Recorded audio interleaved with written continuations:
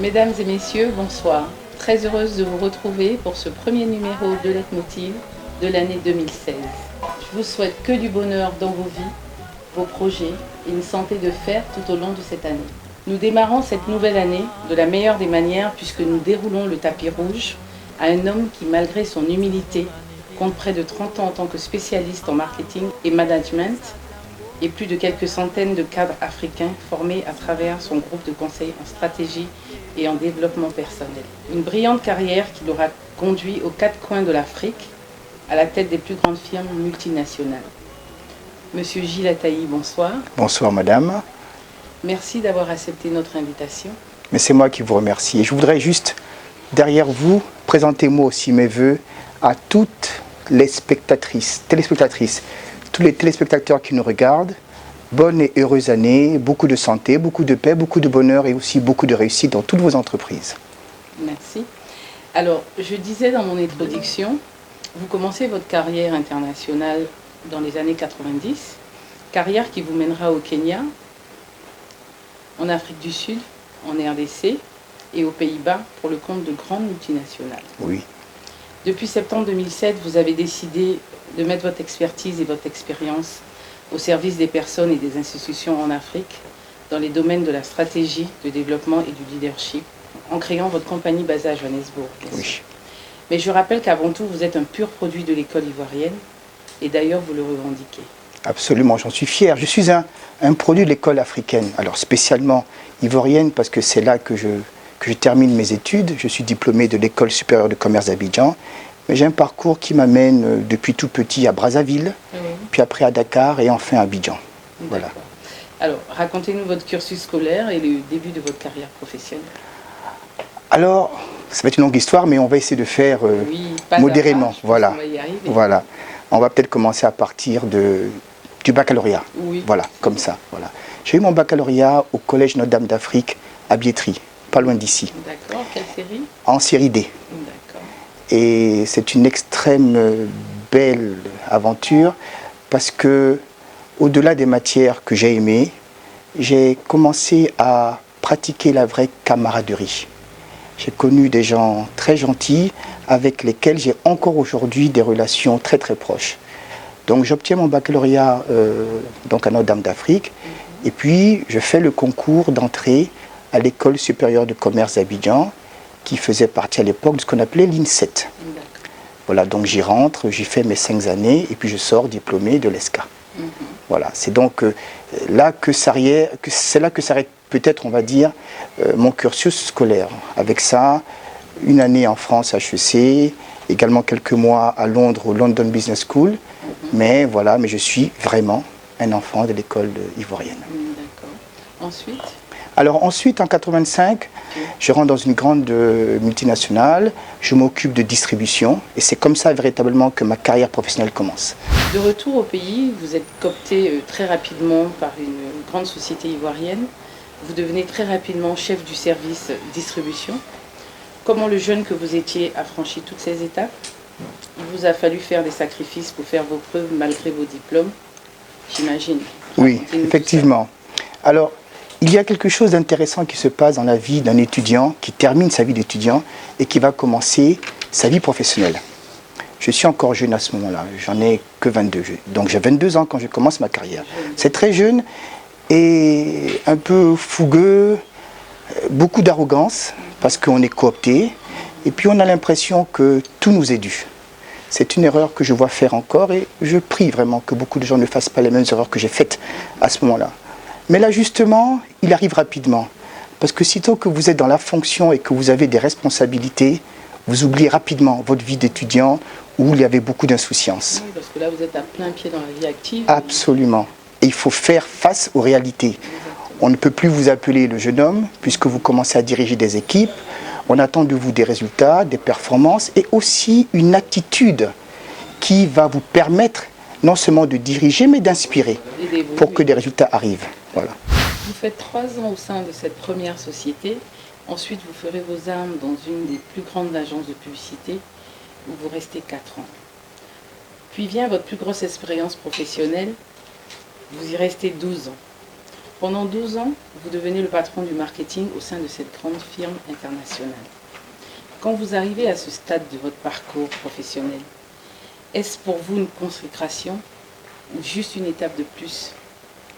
Alors, c'est un peu les deux. En réalité, c'est un peu les deux. C'est d'abord une consécration parce que je rêve, étant moi-même un marketeur, de travailler pour une grande firme internationale et pour une marque, d'ailleurs la marque la plus connue au monde. Donc, j'aboutis à ça, je suis content et je m'y donne. Mais je comprends rapidement que ce n'est jamais qu'une étape vers quelque chose de plus qui m'attend. Donc, oui, une consécration, mais un levier pour aller un peu plus loin. Donc c'est une étape, c'est donc une étape. À la fin, c'est une étape. D'accord. Alors, Monsieur Attaï, avant de revenir sur votre parcours, je vous propose de suivre juste après la pub le portrait de la semaine. Une touche délicate, une élégance affirmée.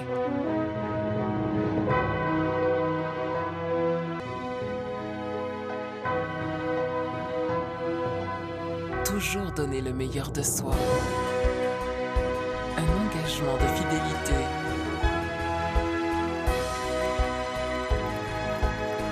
Une vision de rêve. Zdol, mon opticien.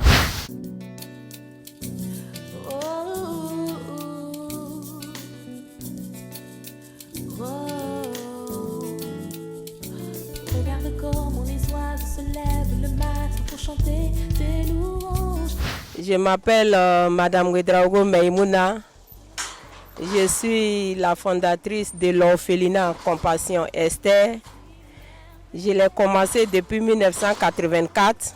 Comme en ce moment, je n'étais pas quand même trop vieille, j'allaitais les orphelins à mon sein avec mes propres enfants.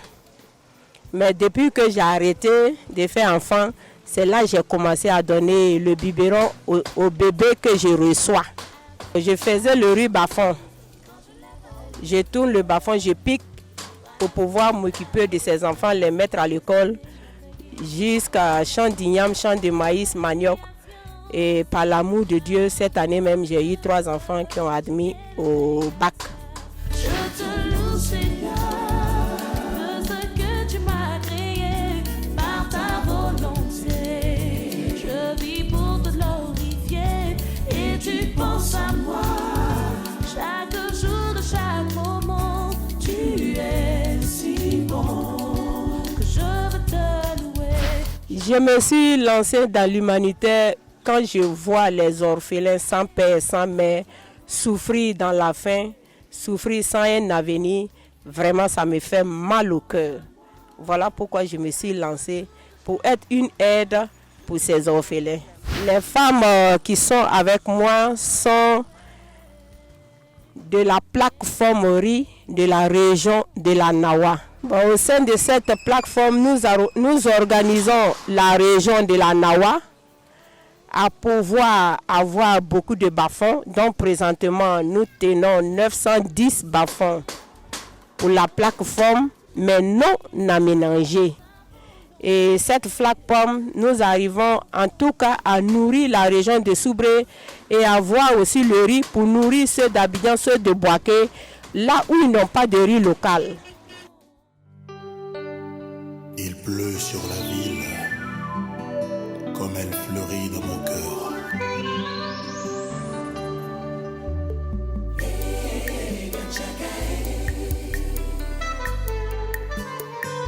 Et Kachaka.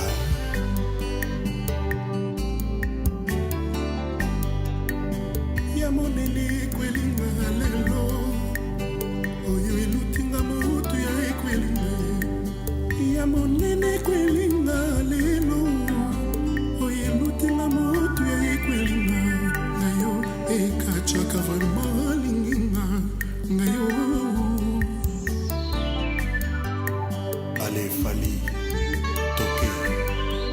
En 1984, je prenais les enfants chez moi-même à la maison.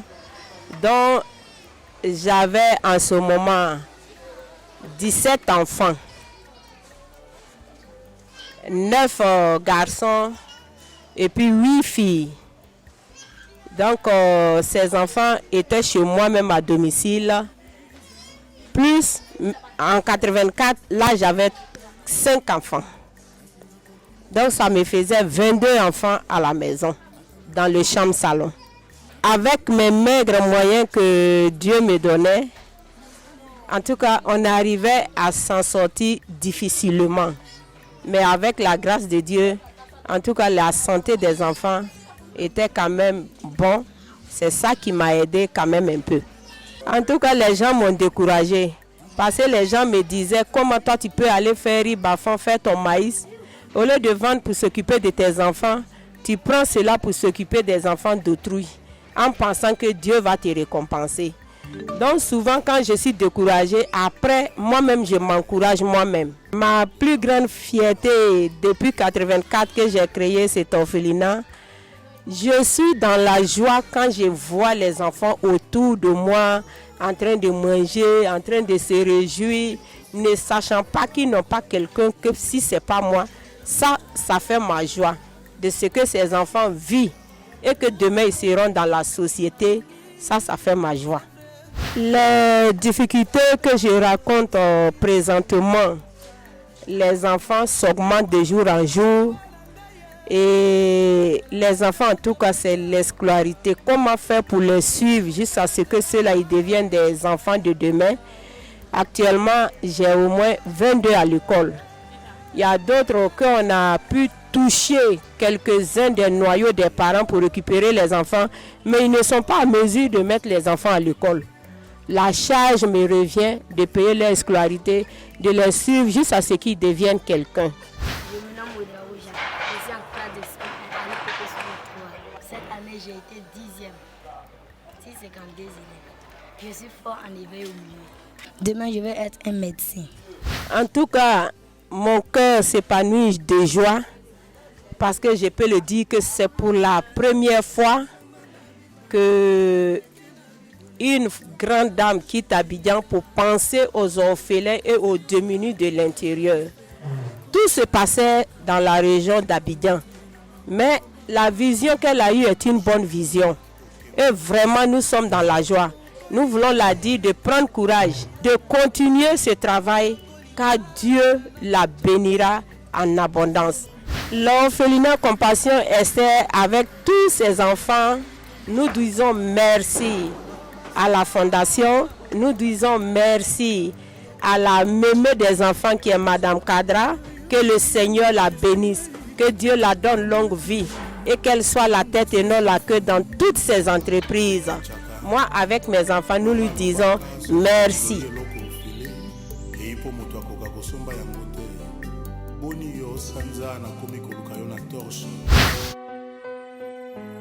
Une touche délicate, une élégance affirmée.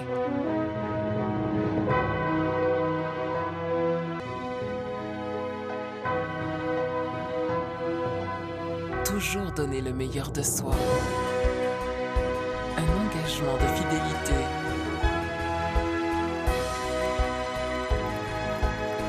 Une vision de rêve. Zdol, mon opticien. De retour avec notre invité, M. Gilles Ataï, expert en leadership, un homme qui a décidé de partager son expérience à travers un livre qui, j'en suis sûre, aidera beaucoup de jeunes cadres ou étudiants à puiser le meilleur d'eux dans leur travail. Un grand merci à la librairie Aleph au Plateau. Alors, M. Ataï, nous sommes à présent en 2003. Vous travaillez cette fois pour un grand groupe de télécom africain. Vous faites la rencontre d'un homme et cette rencontre changera votre vie. Il s'agit de M. Mo Ibrahim, pour qui vous travaillez. Qu'est-ce que vous retenez de cette expérience et pourquoi cette collaboration aura autant marqué votre vie? Alors, Dr Mo Ibrahim fonde un grand groupe qui aujourd'hui est présent sur 17 ou 18 pays en Afrique, mais il le fait avec beaucoup de qualité et surtout avec beaucoup d'humilité. C'est un grand Africain, il comprend que il est difficile pour lui d'accepter que toutes les communications transitent par l'Europe pour relier deux pays africains qui soient voisins, mais surtout, il montre de grandes qualités humaines. Je vais vous dire quelque chose que Dr Mou Ibrahim a fait quand il vend sa première société. Il distribue des revenus à tous les employés. Non pas simplement aux actionnaires, mais à tous les employés.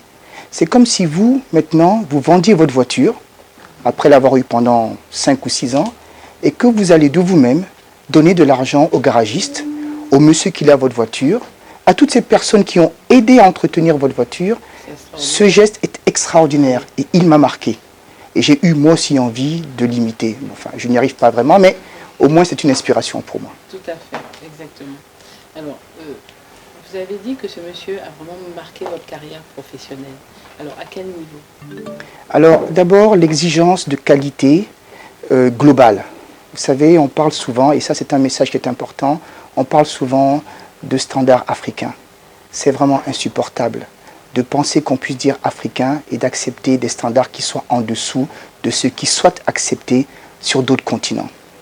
Dr Mou Ibrahim n'a pas voulu une compagnie africaine avec des standards dits africains. Il a voulu une compagnie africaine avec des standards globaux. Donc je suis très heureux d'avoir travaillé auprès d'un homme qui, étant fier d'être africain, a voulu compétir, n'est-ce pas, avec des standards globaux. C'est ça la première chose. La deuxième chose, c'est un vrai engagement pour la bonne gouvernance. Et ça, c'est quelque chose qui est cher à son cœur et qu'il a essayé également de transmettre à plusieurs personnes, ce que nous essayons également de transmettre au travers des travaux que nous faisons aujourd'hui. En 2007, vous décidez de prendre le grand virage de votre vie, le genre de décision qui ne se prennent pas sur un coup de tête. Vous décidez de vous mettre à votre propre compte, ce qui n'est pas évident forcément. Ouais. Qu'est-ce qui vous a poussé à vous lancer dans le bain? Est-ce parce que votre envie d'indépendance devenait trop forte ou parce que vous étiez grisé par ce système que vous connaissiez depuis votre premier job? Parce que mon besoin d'indépendance était trop fort, était devenu justement trop fort. Après plusieurs années de bons et loyaux services pour de grandes multinationales, je pense que j'ai beaucoup appris. Mais il était temps, après 22 années, de commencer à rendre. Et donc j'ai voulu commencer à rendre, sincèrement, j'ai voulu commencer à rendre en m'établissant, et c'est ce que j'ai fait. J'ai donc émigré en Afrique du Sud, avec femme et enfants. Je me suis donc installé à Johannesburg et j'ai fondé une, puis une seconde société, cabinet, conseil. Mais la raison pour laquelle je le fais, c'est parce que je comprends à ce moment-là qu'il y a beaucoup de choses que je peux commencer à donner et à partager. Et c'est vraiment ça la raison qui a causé mon départ pour Johannesburg. Aujourd'hui, M. Ataï, je rappelle que votre groupe compte des clients dans 25 pays d'Afrique, mais pour autant, comment se passent vos débuts? Vous n'aviez pas d'appréhension à vous lancer comme ça? Ah, si personne ne peut plonger dans le grand bain sans avoir peur. Mais il y a quelque chose qui est très important à dire. J'avais à côté de moi ma compagne de toujours, mon épouse. Mariama est à côté de moi. Les enfants me donnent une stabilité émotionnelle exceptionnelle et je peux y aller. Derrière ça, l'inspiration que je reçois de mes parents, du docteur Mou Ibrahim, de toutes ces personnes que j'admire, me fait croire que j'ai le droit de risquer. Et je risque. Je risque, peut-être un peu calculé, mais je risque quand même, parce que je vois qu'au-devant de ce que je vais faire, il y a une aventure beaucoup plus grande que mes petites contingences et petites limitations immédiates. Alors, quel souvenir gardez-vous de cette époque-là? Beaucoup de peur. Un des meilleurs souvenirs. Un des meilleurs souvenirs que je garde de cette époque, et qui va jusqu'à maintenant, parce que l'aventure continue, c'est vraiment que j'ai eu l'opportunité, et c'est vraiment sincère, madame, d'avoir recruté, d'avoir formé, d'avoir développé, d'avoir promu plus que plusieurs centaines de cadres africains, non pas simplement d'où je viens, Côte d'Ivoire, Togo, Sénégal, Bénin, mais également les deux Congos, le Gabon, tous ces pays, dans tous ces pays, nous avons fait un travail extraordinaire. Et cette contribution est peut-être celle que je cherchais lorsqu'au départ, en 2007, je décide de créer mes deux cabinets. D'accord. En tout cas, vous devez en être très fier. Oui, j'en suis fier, juste pour les résultats, mais je reconnais très sincèrement que j'y suis arrivé parce que beaucoup de personnes m'ont aimé, m'ont fait confiance, m'ont tendu la perche et ont accepté que je puisse me tromper une fois ou deux avant, pour la troisième fois, trouver le bon regard et la bonne dimension dans le travail que je faisais. D'accord. Alors, quelle a été votre stratégie pour asseoir ce groupe de conseil? Il faut en réalité d'abord comprendre ce que les clients voudraient. Il faut d'abord beaucoup d'écoute. J'ai eu la chance en 22 ans d'apprendre, d'écouter, d'avoir une expérience et c'est vraiment ce que j'ai mis au service de mon organisation aujourd'hui. Deuxièmement, je me suis entouré de personnes qui, comme moi, ont une vraie passion pour l'Afrique et qui sont compétents. Vous savez, dans ce qu'on fait, et peut-être que j'aurai l'occasion de parler des 3 conditions pour réussir l'entrepreneuriat, la passion, la compétence et les besoins que les marchés ont. Je suis entouré de personnes de très très grande valeur, non pas simplement compétents techniquement, mais ce sont des hommes et des femmes avec humanité. Et ce que nous faisons, les travaux de transformation, les personnes que nous transformons aujourd'hui, ne pourraient pas se faire si ces personnes n'avaient que la compétence. Mais elles sont mues par quelque chose de beaucoup plus grand que leur petite contingence. Oui, et c'est pour ça qu'on réussit. Elles sont passionnées. Elles sont passionnées. Vous aviez déjà une très bonne réputation, mais est-ce que cela suffisait à ce moment-là? Non, ça ne suffisait pas. C'était peut-être la porte d'entrée qui a permis que mes premiers employeurs puissent m'utiliser, puissent me faire travailler, puissent me faire confiance pour que nous commencions à établir aujourd'hui ce qui est devenu un groupe sérieux. Comme je vous dis, nous avons donc des clients dans 25 pays en Afrique. Mais il a fallu également l'aide d'autres personnes que je ne connaissais pas. Une chose qui est importante, c'est que souvent, quand vous êtes entrepreneur, vous avez tendance à croire que ce sont les personnes que vous connaissez immédiatement qui vous supporteront. Non, ce sont des personnes que vous ne connaissez pas, qui entendent parler de ce que vous faites, qui voient un peu d'intégrité, un peu de sérieux dans ce que vous faites et qui vous font confiance. Moi, j'ai bénéficié de beaucoup de chance. Ah oui, c'est ça. Je n'aurais pas pu le faire seul. Et non, je n'aurais pas pu le faire seul. Et il faut arrêter de croire qu'il est possible qu'un homme y arrive. C'est parce que j'ai une équipe. Impossible. Et celui qui croit qu'il peut le faire seul, il se trompe. Alors, Monsieur Ataï, votre stratégie, vos souvenirs, mais maintenant, nous aimerions bien savoir quelles ont été les difficultés que vous avez dû traverser, parce que quand on se met à son propre compte, c'est sûr que ça doit pas être facile. Ah oui, il y a eu des moments très difficiles, il faut le reconnaître. Aujourd'hui, de voir ce qui s'est passé, il est important de se souvenir. Et merci beaucoup pour la question. Je me souviens, quelques épisodes, je travaillais dans le salon et je mettais tout ce qu'on avait à faire dans la journée dans le salon et tous mes papiers par terre. Je crois que j'ai vraiment dérangé pendant les 6 à 18 premiers mois de mon organisation, mon épouse et mes enfants. Parce que j'avais besoin d'avoir un plan de travail plus grand qu'une table. Il me fallait une vue. Et je vous assure, il y a des moments où je mettais tous mes développements sur le sol et je m'asseyais sur une table, et de là-haut, j'essayais de comprendre toutes les informations que j'avais. Ça peut être dérangeant pour une mère de famille qui a besoin de voir son salon bien organisé. Ça peut être dérangeant pour les enfants qui sont amenés à aller à l'école. Et puis ça peut être également dérangeant pour les gens de toujours parler de son activité.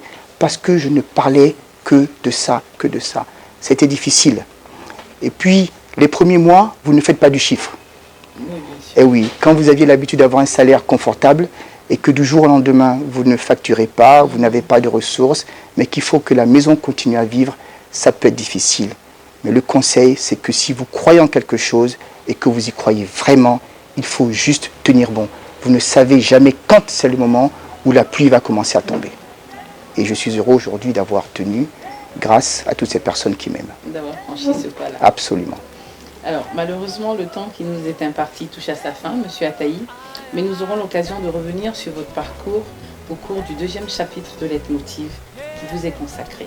Merci. Mesdames et messieurs, rendez-vous pris donc la semaine prochaine. D'ici là, que Dieu vous garde. La semaine prochaine, dans Leitmotiv. Tout au long de votre parcours, vous avez fait des rencontres qui vous ont permis d'établir, selon vous, les 51 pratiques fondamentales des leaders. Oui. Alors, à la page 36 de votre livre, vous dites la 4e pratique fondamentale est de garder ses résolutions pour soi. Oui. Il est courant qu'en début d'année, comme en ce moment, l'on partage ses résolutions. Vous dites non. Pourquoi? Ce que je dis et j'explique. Vous savez, quand vous voulez faire quelque chose, que vous avez pris une résolution, n'en faites pas la publicité avant d'avoir au moins commencé et que les gens puissent observer ce que vous faites. Comme femme, comme homme, il est important que nous sachions précisément ce sur quoi nous ne sommes pas prêts à négocier. Il y a des choses sur lesquelles je ne dois jamais tergiverser. Des choses sur lesquelles je ne suis pas prêt à faire la moindre concession.